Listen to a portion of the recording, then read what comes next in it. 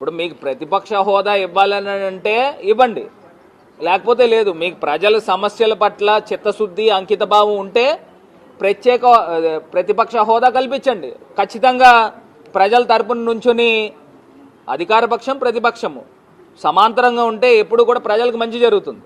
ఇప్పుడు ఇదే సేమ్ ఢిల్లీ అసెంబ్లీలో ఆమ్ ఆద్మీ పార్టీకి 67 ఎమ్మెల్యేలు వస్తే 3 ఎమ్మెల్యేలు బీజేపీకి వస్తే అప్పుడు ప్రతిపక్ష హోదా ఇచ్చారా లేదా? ఇదే సేమ్ ఎన్డీఏ గవర్నమెంట్ కదా. మరి ఇక్కడ ఆంధ్రప్రదేశ్లో ఎందుకు చేయట్లేదని అడుగుతున్నా. ఇప్పుడు ఇదే సేమ్ గతంలో కూడా పీజేఆర్ గారు 26 సీట్లు కాంగ్రెస్ పార్టీకి ఆయనకుంటే ఆయనకు కూడా నంబర్స్ లేవు, సంఖ్యాబలము లేనప్పుడు కూడా ప్రతిపక్ష హోదా ఇచ్చారా లేదా? ఇప్పుడు ప్రజల పక్షాన ఉన్నప్పుడు ఖచ్చితంగా మంచి జరగాలి అని అంటే ఒక హెల్తీ డెమోక్రటిక్ సిస్టమ్ ఉండాలండి. ఇప్పుడు మేము ప్రతిపక్ష హోదా ఇవ్వం, మీకు అందరు ఎమ్మెల్యేలాగా మీకు కూడా సమానం అని అంటే దాంట్లో అక్కడ ఇప్పుడు ఒక ఎమ్మెల్యే ఉన్నాడు అనుకోండి, ప్రతి ఎమ్మెల్యేకి 2 నిమిషాలు 3 నిమిషాలు మాట్లాడడానికి ఉంటుంది. ఆ 2 నిమిషాలు 3 నిమిషాల బదులు నేను బయట నుంచి మాట్లాడతాను, ప్రజలకు అన్ని ఎక్స్ప్లెయిన్ చేస్తానని చెప్తున్నారు కదా. మీరు నిజంగా ప్రతిపక్ష హోదా ఇస్తే ఖచ్చితంగా అక్కడ అసెంబ్లీలో ఉండి మాట్లాడతారు. అదే చెప్తున్నారు కదండి.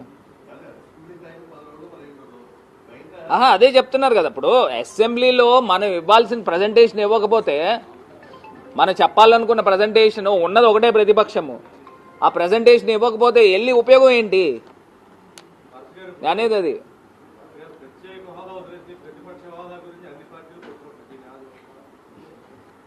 అన్ని పార్టీలు కొట్టుకోవడం ఏం లేదండి, ఉన్నది ఒకటే పార్టీ, ఉన్నది ప్రతిపక్షం ఒకటే పార్టీ.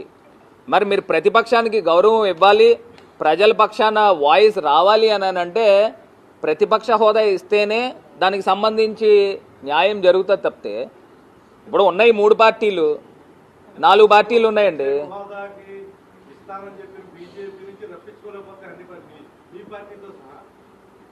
అండ్ ఇప్పుడు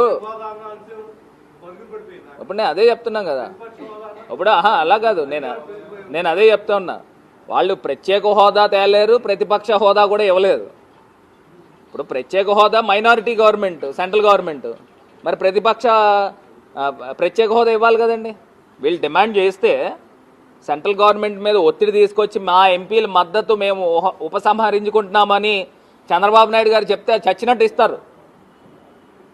వాళ్ళు 242 ఎంపీలు ఉన్నాయి, 36, 37 ఎంపీలు వాళ్ళు షార్ట్ ఫాల్ ఉన్నాయి.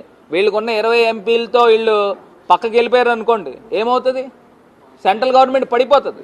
ప్రత్యేక హోదా దానికి అంతటా అదే వస్తుంది. అప్పుడు 303 ఎంపీలు ఉన్నాయి, అది వేరు. ఇప్పుడు మేమేం